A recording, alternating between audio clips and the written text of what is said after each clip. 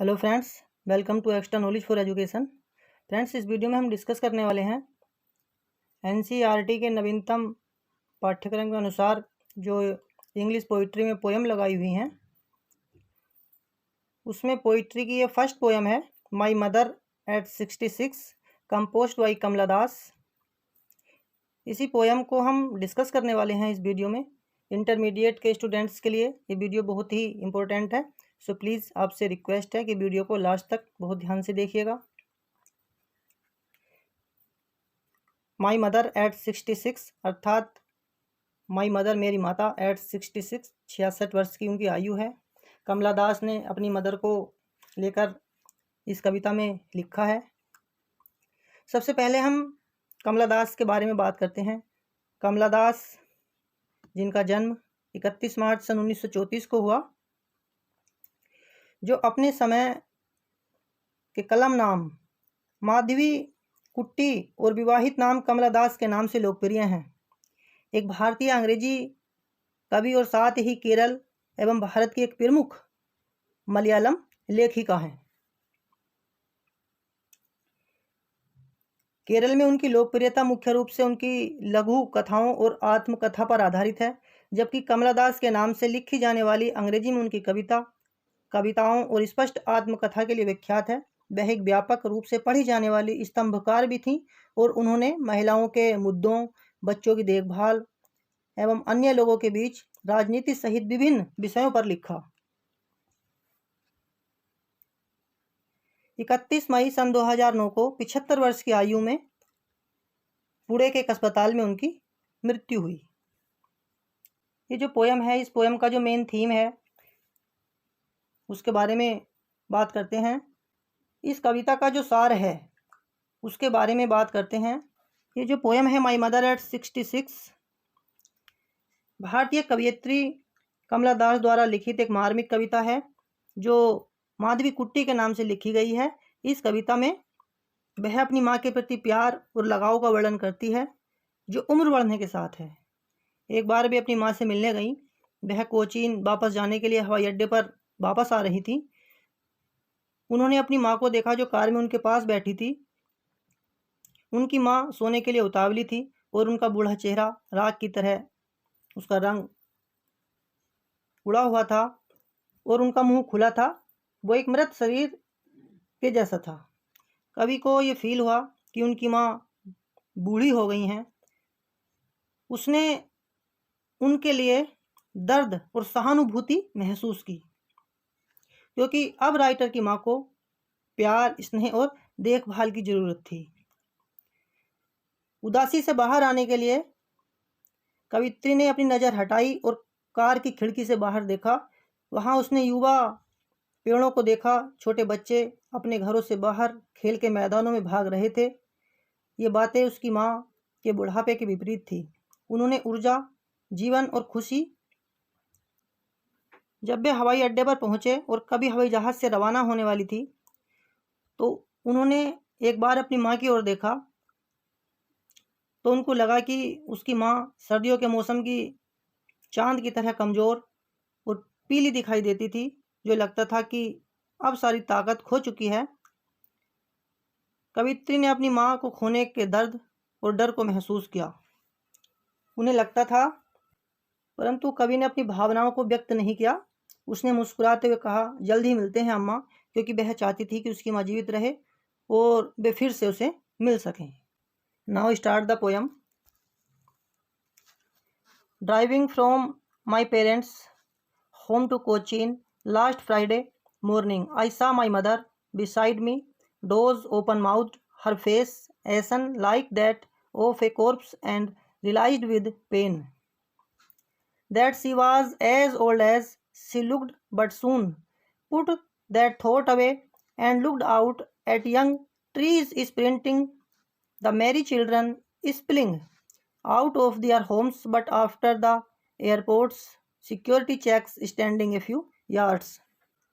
कमला Das explain करती हैं कि पिछली शुक्रवार की सुबह को अपने माँ बाप के घर से कोचीन को वाहन चलाकर जाते हुए, driving from my parents home, अपने माता पिता के घर से टू कोचीन लास्ट फ्राइडे, पिछले शुक्रवार को कोचीन जाते हुए मॉर्निंग प्रातःकाल। आई सा मैंने देखा माई मदर अपनी माता को बिसाइड मी जो मेरे अतिरिक्त थी।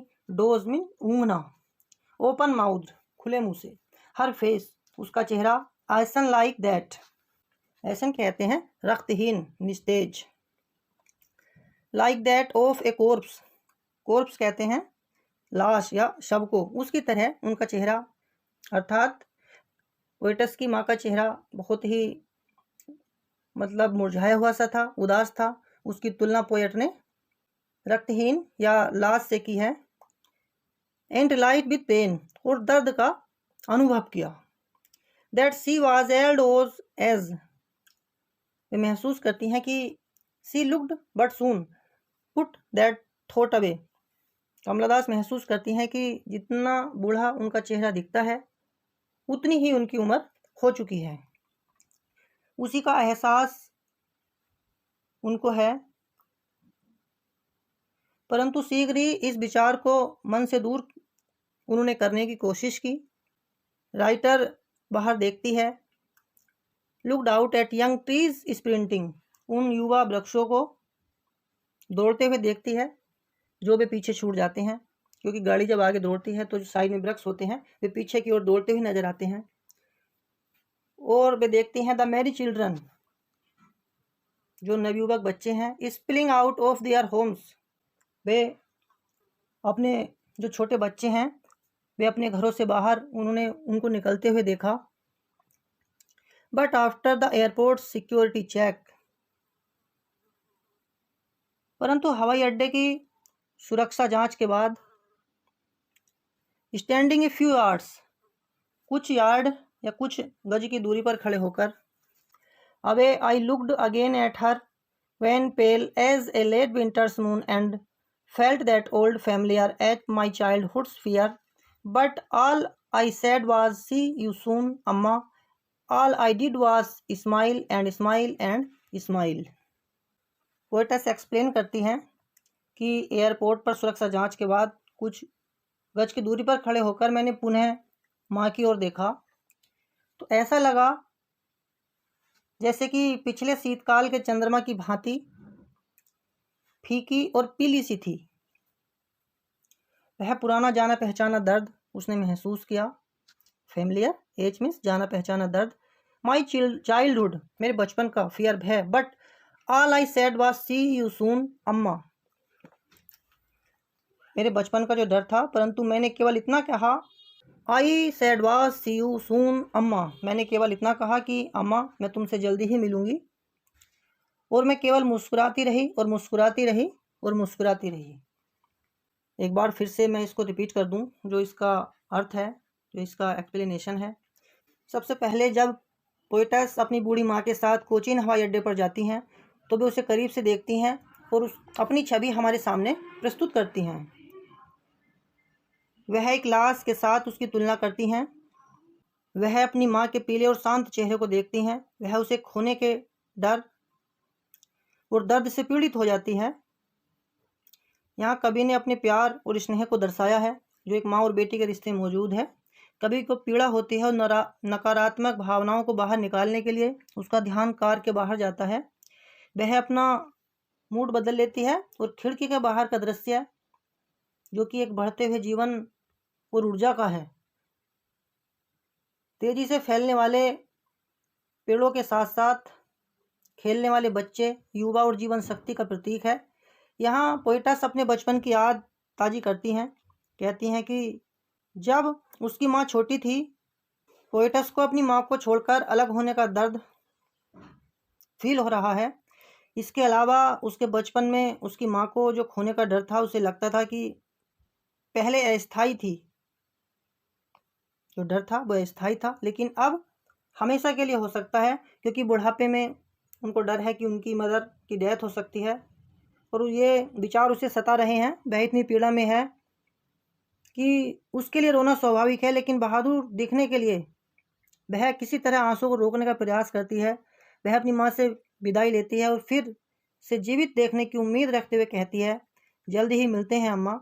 और वह अपनी व्यथा को छुपाती है क्योंकि वह अपनी माँ के लिए एक दर्दनाक वातावरण नहीं बनना चाहती है और उसे बताती है कि जैसे वह अपने जीवन का आनंद ले रही है, उसी तरह उसकी माँ को भी खुश होना चाहिए और अपने जीवन का आनंद लेना चाहिए।